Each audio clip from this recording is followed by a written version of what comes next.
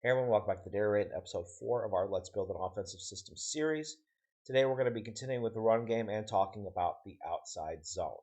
Last week we started with the inside zone, which, as I said then, is the real building block, foundational run scheme in football.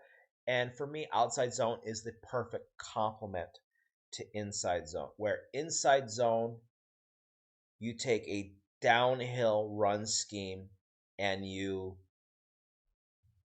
work off of that inside and out with different backfield actions. The outside zone is the exact opposite, where we have an outside flowing blocking scheme that is augmented by vertical run actions. And so that's how we're going to build it. But we're going to start here talking about the scheme, rules for outside zone.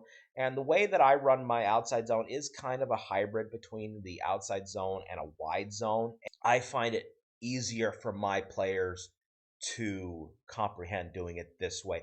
Also, skill wise, it's a little bit easier. So for us, it is a zone based scheme, and we're going to be working from our play side shoulder to the play side shoulder of the man next to us. That is the zone, and that's where we're going to be working our aiming points. And if we are covered to the play side, which we are in this case right here, so we can just go right from this block right here. Obviously, we're going to be opening our play side foot. We're going to be opening it parallel to the line of scrimmage, working wide, and I'm working towards the outer armpit of the person I'm blocking, or the play side armpit. I'd like to work to get my backside arm, so in this case, it'd be the right tackle's right arm, inside the breastplate on the right side of this defensive tackle, with the idea that I want to carry him upfield on an angle.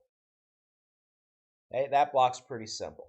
When we are uncovered completely, we're going to take that same aiming point and we are going to climb through the gap.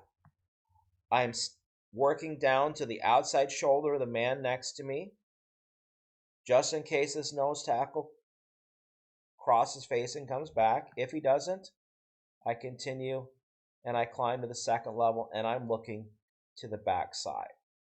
Same thing here, working to the front side number, armpit, working to climb here,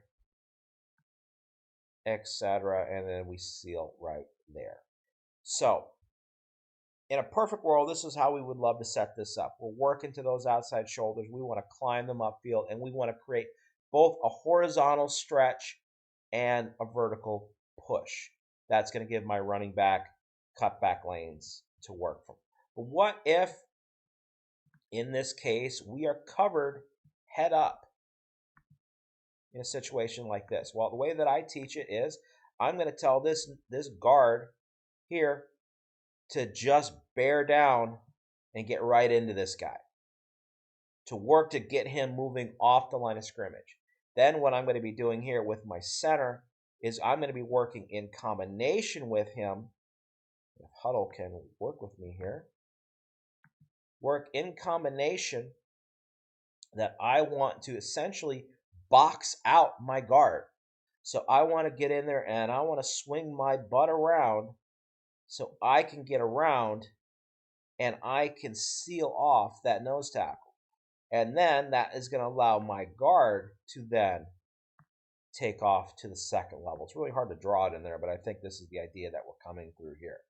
All right, so base block, get down, get him moving, and I am going to work to either take over or work to what we call a slingshot, where I'm going to use this momentum that I'm getting here to push into my guard to help him get around the corner, and then I would use that momentum to climb upfield. In this case, I wouldn't do that, but there are certain situations that's what we would want to do if I'm covered or if I'm covered head on. If I'm covered to the backside, he's not my man, I let him go. All right, so let's get these draw these blocks drawn back in. And then let's get lined up. Let's talk about the run read in this, okay? So we're running outside zone to the left. In my system, we're calling this 25. Okay, and so what we're doing here, and I'm just going to move this down a little bit. There we go. My running back is working laterally across the formation, staying parallel to the line of scrimmage. My quarterback is taking a slight step off of the horizontal line to create space for the running back, and then he's reading the backside defensive lineman. And in this case, as we've talked about before in my previous outside zone videos, we're going to read 2 to 1. So as my running back is getting into the mesh, he's looking at the second man outside from the middle of the field. And in this case, that is going to be the backside edge. If this player continues to get outside and work his contain or whatever with his block, my running back is going to know to work inside. He's then going to be looking here at the number 2, or excuse me, the number 1. If he is continuing to gain leverage and work outside, we're going to look to cut back. If he doesn't, and our center guard combination here can control him, then he's going to cut right off the inside of the tackle, and he is going to climb upfield. Now, with this also talks about how I use both the wide zone and the outside zone together. So what I mean by that, in situations like this where we've got our block set, the goal is to work to his outside shoulder and to keep climbing and taking him upfield. That's the goal. If we can't do that with our footwork and our leverage, we are just going to wall these guys off.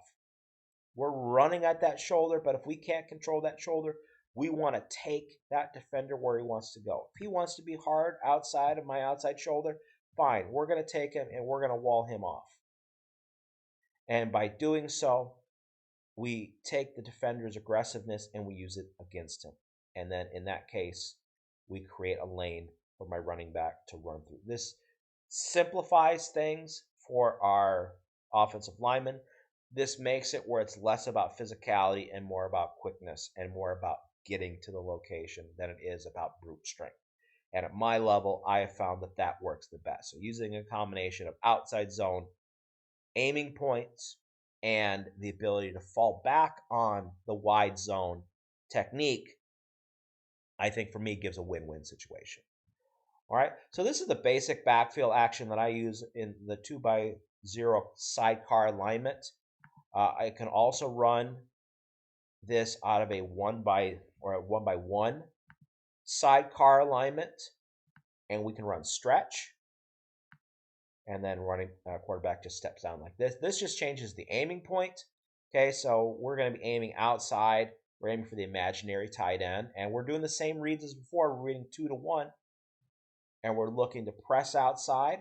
This is, again, another situation where it's really going to cause, especially this edge guy, to want to really seal that edge, and it makes it really easy for us to press the issue outside and to bang it straight up behind him. And then also with this same idea of a blocking scheme, we can run a quick toss. The only thing that would be different with a quick toss is we're working to get this guy's hands down and get him stunned on the line of scrimmage so we can get outside quickly and we can just seal the edge. But it really depends on both. If we have a running back quick enough to get outside to the edge, our slot receiver would also be working inside to help seal this. Work to get out here, and then he's reading essentially where this slot receiver's block is going to get set. Is he going to help seal the edge? Great, we're going to get outside. We can't get it. All right, he might have to look to cut back. And you can cut back on a toss. So the outside zone really does a good job of forcing defenses to defend the entire field, sideline to sideline. It takes away aggressiveness because just being aggressive to fill in your gap can actually help us on offense. And it's a great complement to the inside zone because unlike inside zone where we get up and down blocking and working sideline to sideline with the backfield action. This time we get the blocking going sideline to sideline, and we get the run scheme going up and down, and it creates a nice complement. All right, so that's a quick look at our first complementary play blocking scheme to our inside zone. Next time, we're going to wrap up the base run scheme. We're going to talk about the power scheme. And for me, the power scheme is the ultimate safety valve with the run scheme.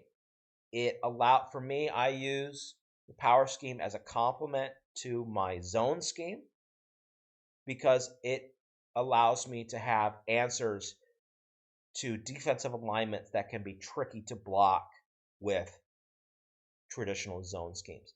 But that'll be next time. Thank you for watching, and we will see you then.